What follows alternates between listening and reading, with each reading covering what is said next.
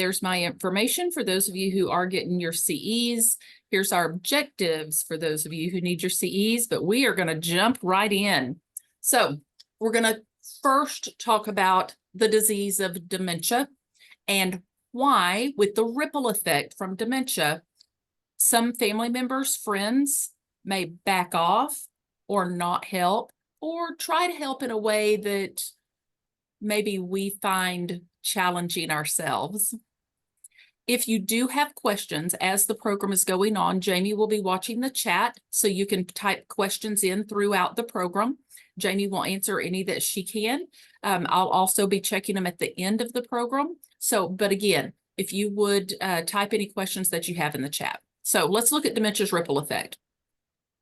First of all, one of the things that we know is so different about dementia is that this is not a disease where our loved one gets the diagnosis and then we put a plan and then they get better. That doesn't happen.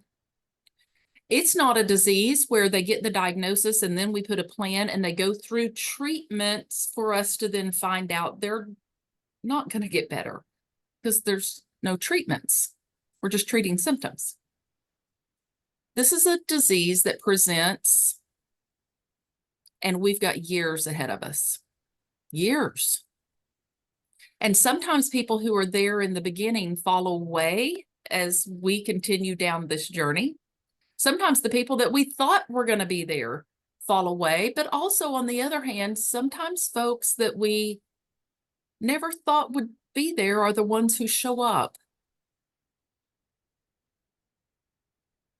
We've got to also think about how this disease impacts our loved one, making it a little different to care for them when they can't communicate in the same way they used to communicate, or they can't take care of themselves in the way that they used to be able to take care of themselves. They can't relate to the external world.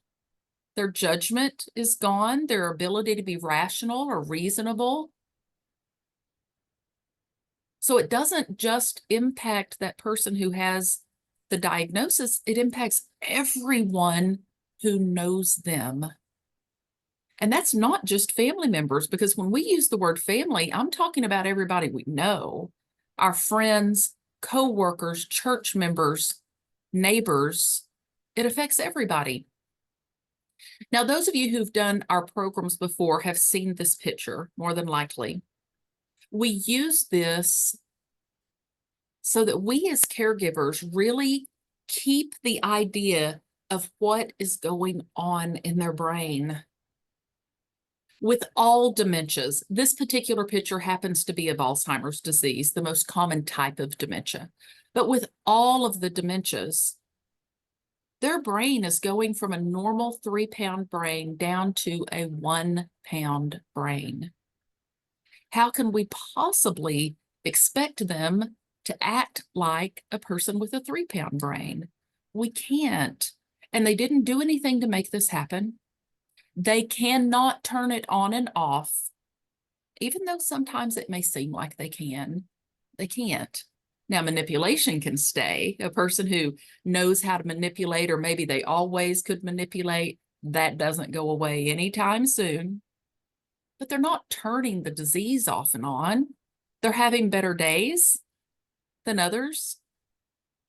But I want us to fully understand that dementia, the word dementia doesn't mean memory loss. The word dementia is referring to a group of symptoms, and it's so much more than memory loss. And many of you on here, you already know that because you are well into the journey of dementia. It's irreversible, it's progressive, it is terminal. There's not a cure, but there's over 100 different types, and lots of times we don't know that. The more you're educated about the disease itself, the better you're going to do on the journey with your loved one. Some of the dementias progress more rapidly than others. It depends on your loved one's age. It depends on their comorbidities. It depends on, do they have more than one type of dementia? We now know that the second most common type of dementia behind Alzheimer's is mixed dementia, where they have two. And it's almost always Alzheimer's and vascular, or Lewy body and vascular, or frontotemporal and vascular, Parkinson's and because vascular is where high blood pressure, high cholesterol, diabetes, obesity, smoker, a lot of people have vascular dementia. They might not even be diagnosed with it. Some of the dementias are genetic, 30, 40, 50%, depending on the type. Some are unique. Some follow a more traditional pattern. But we know that everybody at some point is going to have memory loss, impaired judgment, impaired language, personality changes, the inability to care for themselves. Now, you may not know this going in, though, because you may only know about dementia what you've seen in the media, memory loss. You may not have any idea that it can cause inappropriate behaviors or paranoia or agitation, hallucinations, difficulty with planning or organizing, difficulty with coordination or motor functions, the loss of fine motor skills. And those family and friends that we're expecting to help, they don't know it either. Maybe you're the one who's educated yourself, and so you know more about it. But we'll get family and friends saying, well, why don't you try? Or why don't you? Because they're not educated about the disease. That's why we encourage you, when you get a copy of these slides later today, send them to your family. Just send it with a note saying, hey, I was on this program today, I wanted to share. And then it's up to them to read it. You can't make them, but you can share. This will also be up on YouTube, probably by the end of the week. And that's another place that people can go and see. So again, what is dementia? Here's something else. As families, we've got to understand this is not a normal part of aging. I put it in red and I put it in bold. This is not a normal part of aging. When somebody develops dementia, when somebody develops memory loss of any type, that is not normal. Even though there are commercials on TV that will say that there's age-related memory loss, they're trying to sell you a vitamin, by the way. Dementia is not a normal part of aging. So we cannot say they're just getting older. Something's wrong. It's also not contagious. Now, I put it on there and some people will laugh, but this is a question we get asked, especially if you live with somebody with dementia. You sure might think you've caught it. Because the more you're around somebody with dementia, I laugh and say, around here Friday about 3 o'clock, we've all got it. But it is not contagious. The stress can sure make you feel like you're losing your memory or having some of those other issues. Now, I do want us to look at the patterns of progression. And again, this is all going to tie right back into family dynamics. We're not just talking about just dementia overview. This is all going somewhere. Why do we have issues with family dynamics? Again, this is a long, drawn-out disease. I want you to see some of the latest statistics. And again, these are statistics. That's all they are. Because life expectancy for somebody who's diagnosed before the age of 65 is 4 to 6 years. Now, I see people all the time live much longer than that. But I also see people only live a couple of years with early diagnosis. Now, on the other hand, let's look at this next one. Life expectancy for somebody who's diagnosed after the age of 65 is 8 to 12 years. Okay, let's stop and think a minute. Because look at the next bullet point. Normal life expectancy in the United States right now, I checked it again yesterday, 76 for men and 81 for women. That's life expectancy right now. We've actually dropped a few years. So what if our loved one is an 80-year-old man and they get a diagnosis? Are they going to live another 8 to 12 years? Probably not. They're already over life expectancy, even though it says someone diagnosed after the age of 65. So there's lots of things we've got to take into consideration. I also want us to think about this 3-stage scale. Some of you may have doctors, physicians who use an 8-stage scale or a 5-stage scale, because I hear on support groups all the time, my loved one's at a 5, my loved one's at a 7A, my loved one's at a 7B. most of the time when we teach, and the majority of physicians will use a 3-stage scale, and they'll just call it early, moderate, and late. Kind of the early stage, the middle stage, the late stage. We could actually call them stages, because there's those early stages, there's the middle stages, and there's the late stages, because they have those cusp times where maybe part of what's going on is early, but they're starting to not eat with a fork. So I'm more into the moderate. I'm using a spoon. And then there's another cusp of moderate late. Yes, I can still feed myself. I can still communicate pretty well, but I'm becoming incontinent and I don't walk anymore. So that's a little more toward the late. So stages, keep that in mind. Now let's talk about progression and what that looks like. And then we're going to jump into the caregiving and the family dynamics.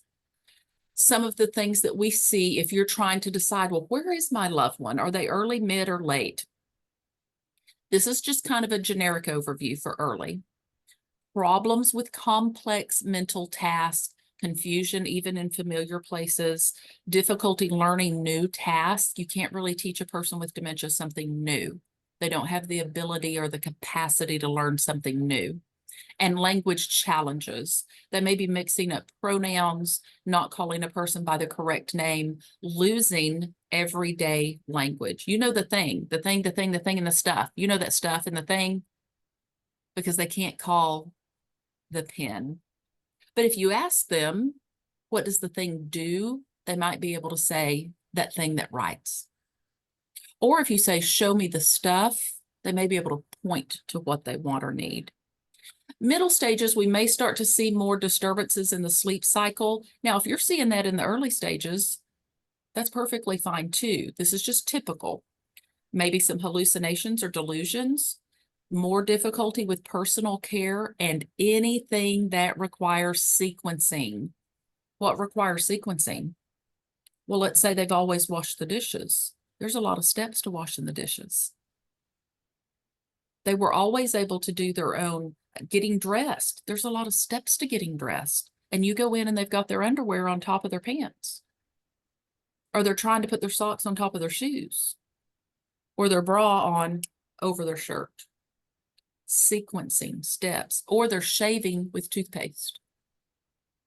It's just confusion. They can still do it. It's just confusion.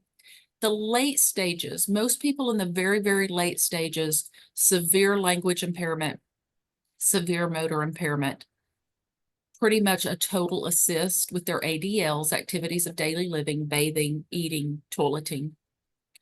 Disconnect from environment, disconnect from other people, and even a disconnect from themselves. Their world becomes very, very small.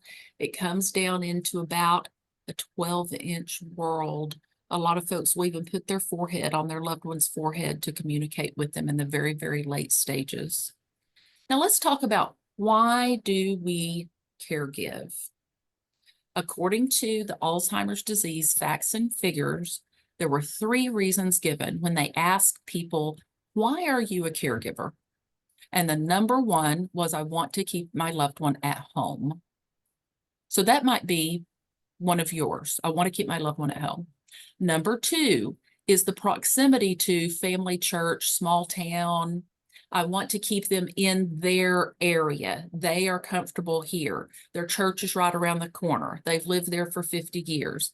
And the 3rd reason given for caregiving is obligation. I have to. Who else is going to do it? It's my spouse. It's my mom. It's my dad. It's my brother. It's my sister. I'm obligated to do it. So those are the 3 whys. But I want us to also look at the impact of caregiving. And again, I'm showing you some facts and figures so that you understand, especially if you are that primary caregiver, sometimes we just need to see it on paper about what this is doing to us. This again is from the Alzheimer's Association facts and figures. Most caregivers along the way will say that being able to be the one to provide that care is actually rewarding. And I can tell you from running support groups for more than a decade for family and friends of those with dementia, the majority of people do look back on the time and will say, I'm glad I was the one that was able to do it, or I'm the one who got to do it. It was rewarding. It's changing, it's reframing how we think of it. Now, on the flip side of that, many caregivers suffer from emotional, financial, and physical challenges. And I want you to see these statistics. These are from last year.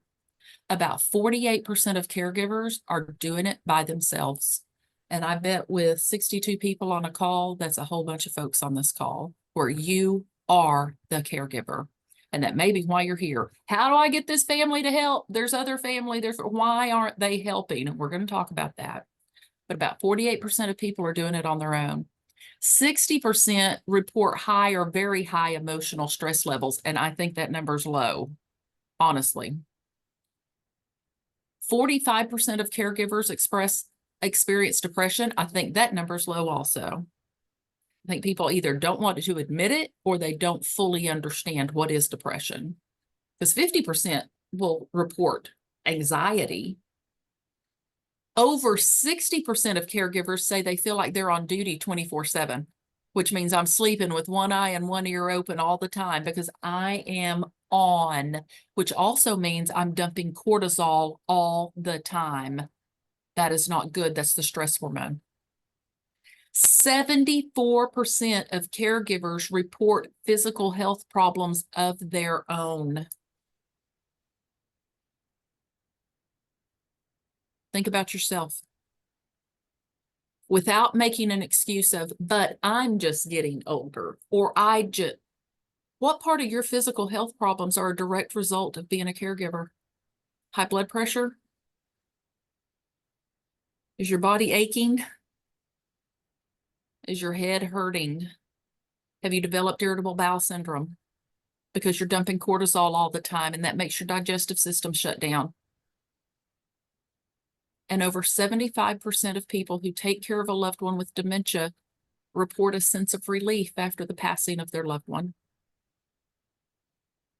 And having sat with close to 400 people as they've died, families many times will say something along the line of, they're free, they're whole again.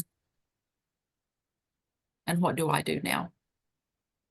Let me get back to being who I was. Now, I want us to talk about, so who's in the family? The family's going to go through changes as the disease progresses. People that we thought would be there aren't, but then there's others that will step up. So let's think about what's the family, the spouse or the partner, our children, our grandchildren, siblings, nieces and nephews, in-laws, other relatives. We've also got to consider our friends, our community, our church members, our coworkers, our neighbors. And please don't say this. And I bet 90% of the people on this call have said this. I don't want to burden other people. They've got their own families. I don't want to bother them with our business. You cannot do dementia by yourself. Can't. And what I have found in talking with families is so many of them want to help. But when we don't tell them we need help, they think we're okay. But you know what, as caregivers will do? Well, they should know. They can't read your mind. They don't know. We talked about this in one of the support groups just last week, where a wife who's taking care of her husband said, but the kid, and I said, would you please just ask your kids? Because so many times adult children will then say, my mom's not allowing me to help with dad. I'm losing time with my dad that I would love to have with him. Don't take that time away from your kids. Let them be part of the caregiving.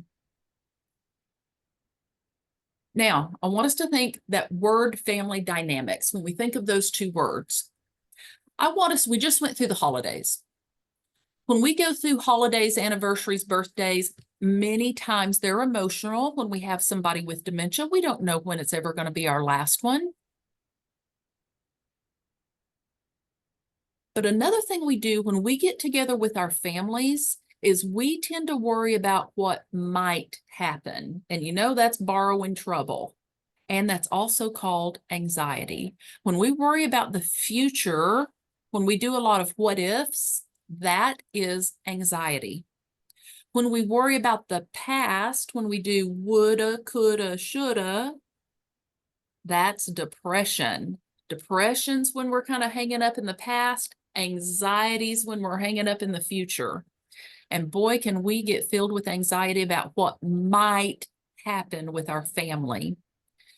When we're together, is somebody going to bring up politics? Is somebody going to start talking about COVID? Are they going to bring up social issues? This is an election year. Somebody's going to start talking. And if we all get together, what's going to happen? And we can make ourselves crazy before we ever get together with family or before we ever even start talking, or we can avoid it altogether and go, no, I'm not going to do it. I'm not going to do it. Special occasions or get-togethers can bring out the worst in a family. All families have patterns and processes. They're called dynamics. That's where we get family dynamics. They were developed over many, many years. They tend to repeat themselves, especially as our family tree grows. Now, I want us to look at some roles in families, and I want you to start thinking about your own family members. See if you can find yourself and who in your family might play some of these roles. Think back to your family of origin. Think back when you were a child. What role did you play in your family? And then think about your family that you have now, your immediate family. What role do you play in that family? Because most families have these roles. Let's look at each of them. The peacekeeper. This is the person who's just trying to keep everybody, it's going to be okay. Here's what we're going to do. Let's just all get along. That peacekeeper. They don't want any conflict. Then many families will have that scapegoat, the black sheep, the problem child. They're the difficult one, the middle child. They never do it's like they're the bad kid.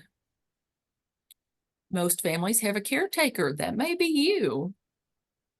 But look what that caretaker can be. Lots of times the caretaker's the enabler. We're similar to the peacekeeper in that we're trying to placate that chaos, but we can also be enabling when we're a caretaker. The family clown or the family mascot, the one who brings in humor. Look at me. Guess what I did? Let me put on a show. Let me sing a song. Let me take your attention over here to ease the stress of this situation. Let me tell a big story and embellish some things, but I'm going to divert attention away. Most families have a clown or a mascot. You may also have a hero. This is an overachiever, and their way of overachieves as a way of overcompensating for difficulties. They're over responsible to create a sense of normalcy. I will take control. I'm in charge. I'm going to make all the calls. This is what we're going to do. Here's your assignment. Here's your assignment. Here's your assignment. Now do it. They're kind of bossy. Some of you might be the hero. Mm-hmm. And then there's that lost child that just doesn't say anything. I'm going to hang back here and just watch all this chaos going on. I don't want to get involved. I'll show up, but I'm going to keep my head down and lay low.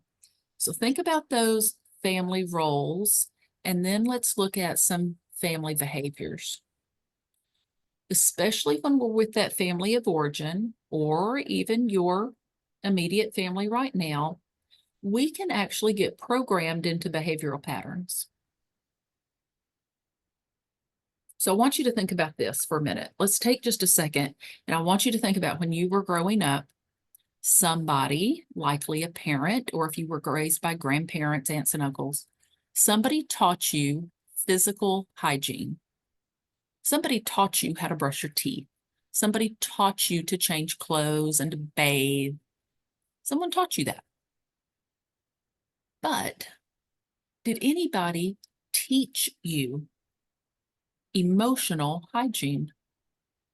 Did anyone really teach you how to deal with your feelings and your emotions, or did you just learn it from watching the adults around you? Well, what if you were watching adults that didn't have very good patterns of emotional hygiene? You may have learned some things that weren't good coping skills, and you may have repeated them. Here's an example. I learned to turn to food, and I taught my daughter to turn to food. I passed that down. If we're having an emotional crisis, we better eat. Some families, we better drink. Other families, we don't talk about it. You just deal with it on your own and just shut up. We're not talking about it. So think about how you were taught. It's called emotional hygiene. This is all going to play into our family dynamics. Addiction can be handed down from generation to generation. Did that happen in your family? It did mine. That plays into family dynamics. People having affairs, strife, all types of abuse, physical, sexual, emotional abuse can be handed down from generation to generation because it's what we know. It's what we learn. And that plays into family dynamics. We don't know what's healthy and unhealthy when we're a child. We're just watching those around us and we're just absorbing it. It becomes part of our family dynamics. And when we get with that family of origin, we can tumble back into roles that we thought we were rid of.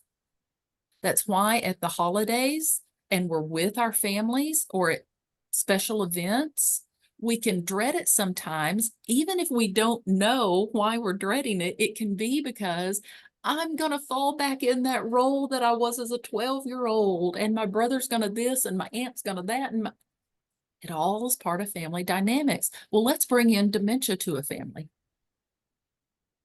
a disease that we don't know a lot about.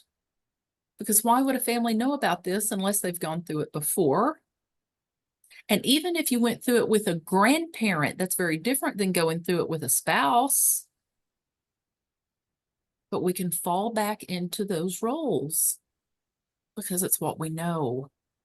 Just like during the pandemic, a lot of people fell back into bad habits. People started to drink again. People were overeating. People picked up cigarettes for the first time in a long time because it's what we knew and we were under a lot of stress. We might expect issues to come up when we're going to sit down with family, but we're going to try to avoid that debacle. We're going to talk through ways to do that, but we've got to be careful about slipping back into familiar roles. I want us to look at this word homeostasis. This is how it goes with a family. Homeostasis is a dynamic balance between the autonomic branches. So I want us to see the concept of homeostasis involves family members acting to maintain the typical organization and functioning of their system, whether it's positive or negative. There's a resistance to change in families. That's a fantastic graphic. Between the rest, I'm digesting, okay, my body's at ease, and the cortisol, fight, flight, freeze going on. Now, what happens in families whenever we bring in dementia? Some things that can come up. First of all, role reversals. If I'm now the adult child having to take care of a parent, if I'm now a wife having to take care of a husband, or a husband having to take care of a wife, if I'm a sibling having to take care of a sibling, but I'm having to do things for someone that they used to be able to do for themselves, or I'm having to find someone to play that role. And what comes into all of this? Guilt. Am I taking away their independence? Am I taking away their dignity? Am I doing it right? Our priorities shift because as this disease progresses, that loved one with dementia is going to rise higher and higher on that list because they're going to need more and more help and more of our time. We're going to have emotions that we had no idea, maybe emotions and feelings that we haven't touched ever. And let me just go ahead and throw that word grief out there, because we talk about grief in support groups a lot, because most people, when they're taking care of their loved one, they don't realize it's grief they're going through because their loved one's still alive. Grief just means loss. That's all it is loss. It doesn't mean death. We are going through grief as we're taking care of someone with dementia. It's called ambiguous loss. We are grieving the loss of our relationship the way it was, because we're resistant to change. And this is happening whether we like it or not. Dementia moves forward. Grief. Uncertainty. Here comes anticipatory grief. The future. Okay, I'm being told it's progressive and it's terminal. I'm grieving the future. The uncertainty. It's called anticipatory grief. It's got a name. And then disagreements. Family fights. Let's look a little closer at role reversals. When that adult child has to go in and start taking care of a parent, is typically what we think of in a role reversal. When a woman starts taking care of her husband and now she's driving everywhere, or she's having to pay the bills, and maybe that's always been his role, or a man's taking care of his wife and maybe just tradition, now he's having to cook and he's having to figure out clothes and what to wear and social and all. Our roles are changing. And that means our relationship is changing. And it means we're going to lose things. And when there's loss, there's grief. Independence is lost. There's vicarious loss. Let's think about what that is. Those of you who've been doing this for a long time, you may have already been exposed to things that you never, ever thought you'd be exposed to. And vicarious loss is when we are exposed to traumatic events over and over and over again. Now, traumatic event in dementia. Maybe your loved one becomes aggressive. Maybe they're having some really severe issues in the bathroom. Maybe they're saying and doing things they never, ever would have said or done before. And you're exposed to that every single day. You're not the only one. That's the other thing that happens to caregivers, is we think we're the only one that it's happening to. It has a name. It's vicarious loss. It's stress of being a caregiver. Little sleep. Our loved ones becoming incontinent. In support groups, we call it poopa-palooza. Oh my goodness, there's poop everywhere. What am I going to do? They don't want to shower. And things like sentences like, I have no choice, or it's my turn, may come up. Now, I've mentioned that word grief. And I want to give you some resources on this slide. And again, you're going to get these slides later today, and you're going to get this recording. Ambiguous loss, we talked about. Anticipatory grief, we talked about. They're unexpected, they're unpredictable, and they're personal. The other thing that happens in families when we have somebody with dementia is we have something that's called grief burst. Grief burst. Where did that come from? Why am I suddenly crying at this commercial? Why am I crying at that food? Why am I crying standing here in the grocery store? Because you're carrying around all this grief. And something sensory happened. You heard, you smelled, you tasted something, and it brought a memory, and bam, you have this grief burst. It comes up in waves. It can be physical, emotional, spiritual, professional, and social. We have burnout. We have compassion fatigue. We're exhausted because we're having to be compassionate all the time. And let's add some complex family relationships in on top of that. I've got a picture of a book on this slide. I've got the book. Well, I have the book on my desk. It's here somewhere, but it's called Loving Someone Who Has Dementia, and her name is Dr. Boss, B-O-S-S. Is that not the best last name ever? Dr. Boss. And she has a book, Loving Someone Who Has Dementia, and she talks about the grief of dementia. I just got it last week. I highly recommend that book to everybody.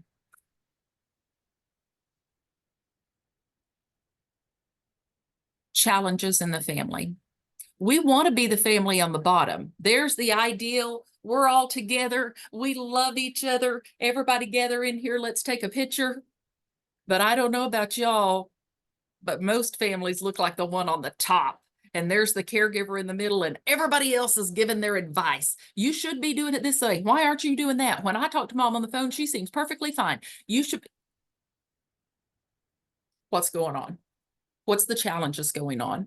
Well, part of it, let's start with the first one, denial. We may have some folks that are just flat in denial about what's going on with our loved one because they're not here, or they're not around enough, or we haven't told them. We're just expecting them to know. We're expecting them to do their homework because we've done our homework. Anger. We might be mad. They might be mad. And you know what we are mad about when it comes right down to it?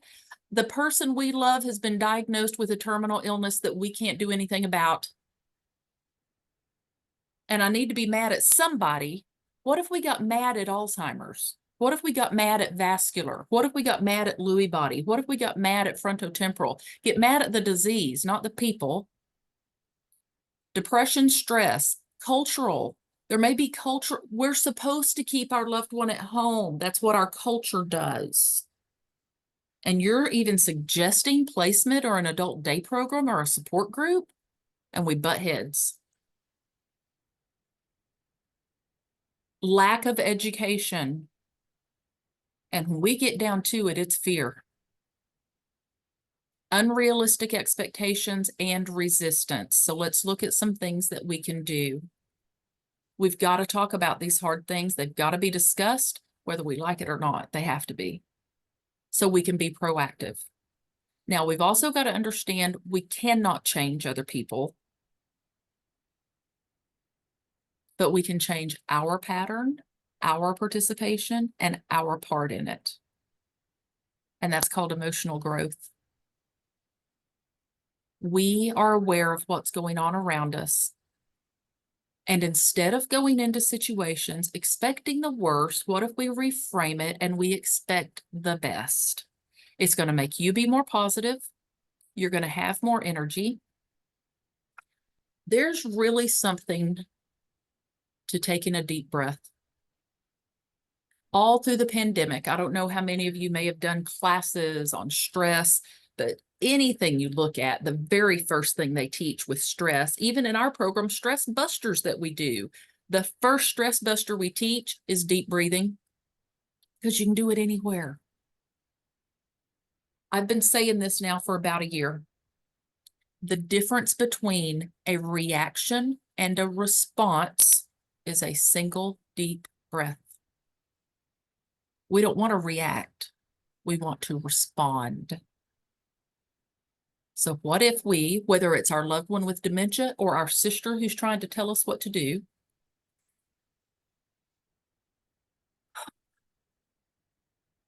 before I say or do anything, I take a deep breath. What did I just do? I pushed oxygenated blood up to my brain, and it gave me just a second to make a better choice or to walk away. We don't have to be triggered. If we take that breath, many times we can keep our body from dumping that cortisol. And that cortisol is what triggers us into fight, flight, freeze. You have a choice to respond or to react. And I put a note on here. You might want to write that down and put it in your pocket or put it on the notes on your phone. The difference between a reaction and a response is a single breath. We also want to be the one to bring everybody together and on the same page. So that's where education is so important. Send them the copy of this recording. Send them the packet of this. Also, validating other people's feelings. Here's the other thing we have to keep in mind as primary caregivers. The way we respond to our loved one and the way we responded to the news of dementia is different from the way an adult child responds, or a niece or a nephew or an in-law or a church friend reacts or responds. They have a different relationship with them. They're not going to feel the same way you do. They're not supposed to. They don't have the same relationship. So be careful about your expectations of other people. And what if we normalized the disease? We can normalize dementia. It's not something to be afraid of. There is still joy to be had in dementia. There is still quality of life to be had in dementia. We've got to show people that. But if we make a safe space for people to communicate, it's going to make it easier. I've put some more resources on here. A great starting place is the book, The 36-Hour Day. There it is up in the upper left-hand corner. I buy these at Half Price Books. It has been out for so many years. That picture's of the 7th edition. I get them in Half Price Books back in the clearance for $2 all the time. I'll buy all of them that they have because I give them away. It is a fantastic resource.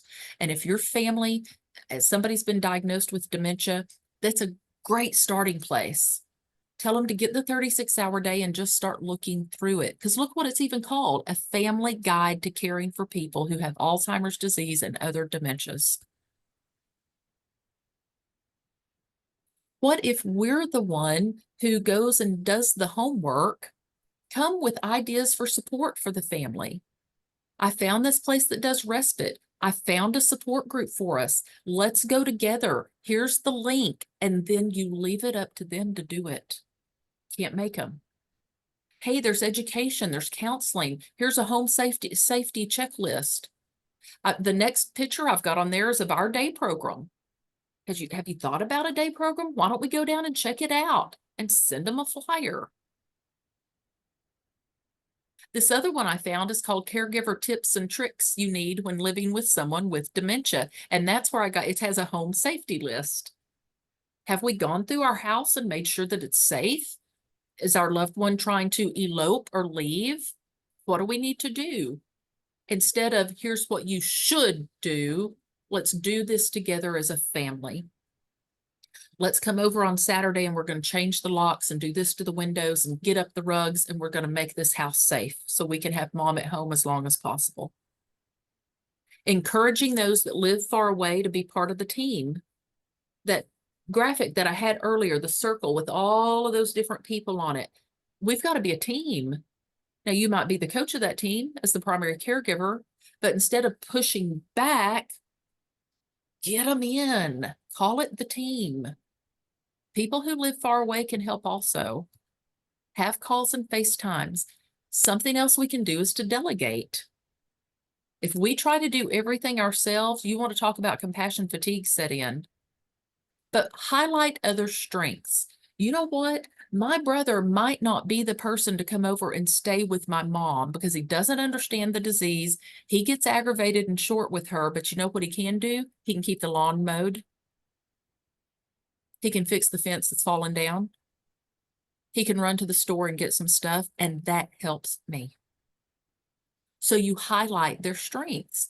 We wouldn't say, well, since you hadn't bothered to learn about this disease, don't start that way. Maybe you could come over and help with the lawn, but you're not going to have to spend one-on-one time with mom because you're not comfortable doing it. I'll do it. I'll get someone else to do it.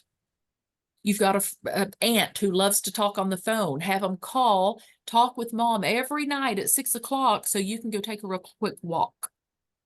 And they're going to keep them on the phone for 10, 15 minutes. We've got something where we call it KISS. Keep it super simple and sane. You are not Martha Stewart. You don't want to be Martha Stewart. We've got to keep things really simple. It doesn't have to be fancy. It's not what caregiving or special occasions are all about. We want to keep it simple. We need to be careful about not overindulging. If I've had one caregiver tell me, I've had dozens of caregivers tell me, I used to have one glass of wine at dinner and now I finish the bottle. That's so common. Where we will start to overindulge in food. We may start to overindulge in social media, gossip, binging Netflix, whatever it is, because we turn to that. And we've got to be careful when we're doing this with families. If we start to overindulge, that can lead to those unfiltered debates and things start to come up as our filter comes down. We don't need that. Expressing empathy to others. Validate their emotions and demonstrate how to work with your loved one with dementia. They're going to be looking to you if you're the primary caregiver. What are you doing that works? If we're going to have a family get together, if we're going to have a family meeting, we need to plan ahead. Nobody controls you, but you also don't control other people. Now listen to this. Just because the pattern is familiar, and then I put in there, notice the root of the word familiar. It comes from the word family. And patterns become familiar, like family is familiar. It doesn't mean you have to relive it. You don't have to go back to that role that you used to play. And other people don't have to either. So don't pigeonhole them into, you're the troubled kid, you're the scapegoat, you're always the, get away from that always and never. And then plan for some quiet time before you have a visit with family. I put this in bold as well. Know your limits and be realistic about what you can tolerate, set boundaries, take action, and take care of yourself. Sometimes when we are having a family meeting, we may have to walk away for just a minute and go to the kitchen and take some deep breaths, or go to the bathroom, or walk outside. This can be when we're dealing with our loved one with dementia as well, where sometimes we just have to walk away a minute. Get a drink of water, step away, come back, and make good choices. I put this next one in red about avoiding negativity. There's those family members that will bait the hook. We've all got them. They try to bait the hook, try to get you to take that bait. We've got a choice. Are we going to respond? Or we're going to say or do something in reply that is appropriate? Or are we going to react? Because when we react, we have hostility, we have opposition, and we usually are not going to get anywhere with a reaction. When resistance comes up, that is a signal that we need to respond in a different way. When resistance comes up, we need to respond in a different way. I've also got on here to listen to your own amygdala. And what is the amygdala? The amygdala holds feelings, emotions, fight, flight, freeze. You have to distinguish between real danger and perceived danger. Because we can build up in our mind, this is just going to be a disaster. There's that borrowing trouble. There's that anxiety. I'm looking to the future. We're having a family meeting Saturday at noon. I know it's going to be terrible. I'm making myself dump the stress cortisol right now just by saying that. That's a perceived danger. That's not a real danger. I'm doing that to myself. How much of this are you doing to yourself? Borrowing trouble. You don't need a cortisol-induced fight or flight response because your sister said something snarky. You don't need it, and you don't have to do it. Those are things that you can change. Perception. Now, caregivers are the worst about asking for help. You know what we say? I'm fine. I love this graphic. I found it yesterday. And what I need to say is I'm depressed, sad, hurt, confused, lonely, unloved, judged, misunderstood, insignificant, broken, dying inside. But we don't use, I'm fine. I'm fine. No, we're not. There are people that are willing to help, but they don't know what to do. I always give the example. There's two types of people. There's those that say, hey, let me know if you need anything. As they're walking out the door, they're gone. And there's those that'll go, hey, what do you need? Seriously, what do you need? What can I do for you? There's other people that's going to assume that if you haven't asked for help, that you really are okay because they don't know. So you learn how to use something called assertive communication. And I want us to look at what is assertive communication, because there is a difference in assertive and aggressive and passive. And we're going to look at those. We want to use assertive communication with our families. We're providing information. We're asking for what we need, but we're being respectful. We're also getting to the point. We're not beating around the bush. We're going to use I statements. It's going to be very specific, and I'm going to give some examples. We're not going to use those labels. And it's polite. This can help prevent future conflicts. It can reduce stress, and it can help us get our goals met. It allows us to stay focused. We speak in a firm, clear voice, and we don't apologize. Because if you come up to someone and say, I hate to ask you this, but that's being very, very passive. Why are you apologizing? You need help. It's okay that you need help. You know what the worst thing they're going to do? Say, no, I can't. Okay. We're not going to demand. We're not going to hesitate. We need to make eye contact. It's also important how we're sitting or standing, because if we're approaching somebody and we're all slouched over, or we're not looking at them, our face is down. Imagine if I was sitting here doing this program like this. We've got to sit up straight, look people in the eye, match facial expressions, and watch your body gestures, and don't point at anybody. I need you to do, no, nope, nope, nope, nope. Now we're getting aggressive. Let's look at the difference.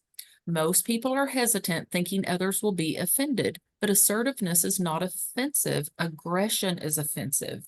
Let's look at the difference.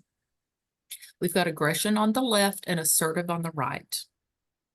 Being assertive, we're making requests, we're making a proposal.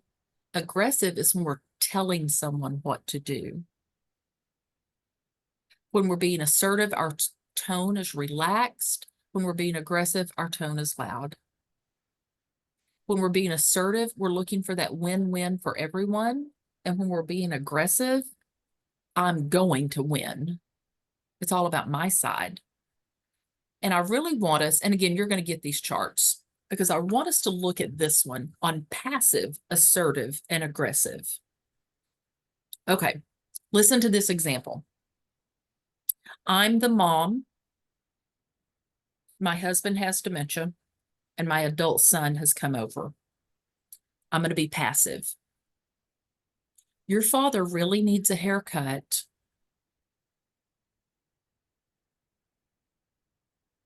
That's being passive. I didn't make eye contact. I'm kind of hinting at what I'm wanting you to do. And when you don't do it later, I'm going to go, I'm just doing this by myself. Nobody ever helps. I made the... Okay, here's the next example. You never do anything for your father. You don't give me any help. You only think of yourself. I'm tired of you not taking time out to help me. That's being aggressive. I'm name calling. But what about assertive? Your father needs a haircut. Would you take him to get it sometime this week? That's not rude. It's something that I need. It's something your father needs. I'm even putting a time with it. The worst thing that's going to happen is that adult child's going to say, I can't. Okay. Then I'm going to ask somebody else, because not everybody's going to help. But that's a way. Maybe that adult child never even thought that I could take dad to get a haircut. But I want us to hear the difference between passive aggressive and assertive. When do we use assertive communication? We need help. We need a break. When you're having visitors over, you might say something like, somebody may say, when can I come? I'd really enjoy it for you to visit, but please set up a time. And if it's not a good time, I'll let you know. So that people don't just drop in, because it's not always a good time. Erin, would you mind picking up some milk for me when you go to the store? Thanks so much. I'm not saying we really need some milk. Would it be too much trouble for you to, we need some milk. Would you pick it up for me when you go to the store? And then accepting help. Don't second guess. Now, I do want to give you this information. I know we've only got 2 minutes left, but there is a link on here. There is a link. This is about an 8-minute video, and it is going to show you, it's going to talk you through how to plan a family meeting. It's really good. I watched it yesterday. Choosing a time and a place that works for everyone, assuring that everyone is heard and there's no interruptions, how to facilitate and demonstrate respect and caring. I knew we wouldn't have time to watch it, but I did want to give you the link, and Jamie's going to send you these slides later. I really encourage you to go on and watch that video about having a family meeting. And then what if there is conflict? What if something does come up? Let's just touch on this real quick. Conflict is just people seeing things differently. It isn't always bad, but there's those of us who want to avoid conflict at all costs.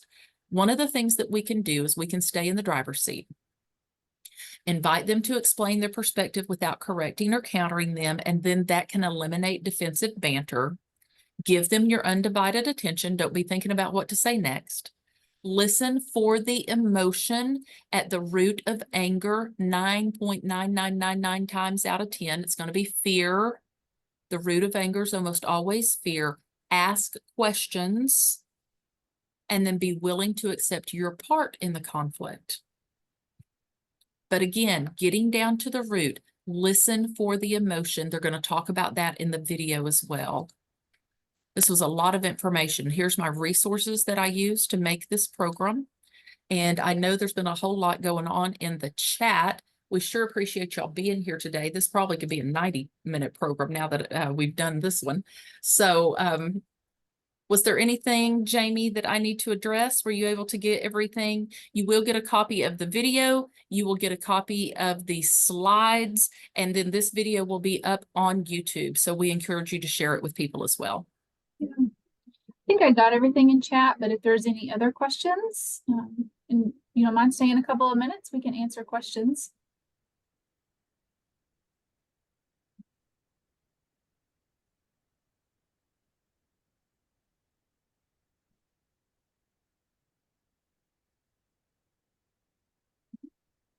Well, we appreciate y'all, like Holly said, and again, you will get that follow-up email with the slides, upcoming class information, CE information, you name it. You'll get a bunch of information, and we hope to see you on a future program or a support group.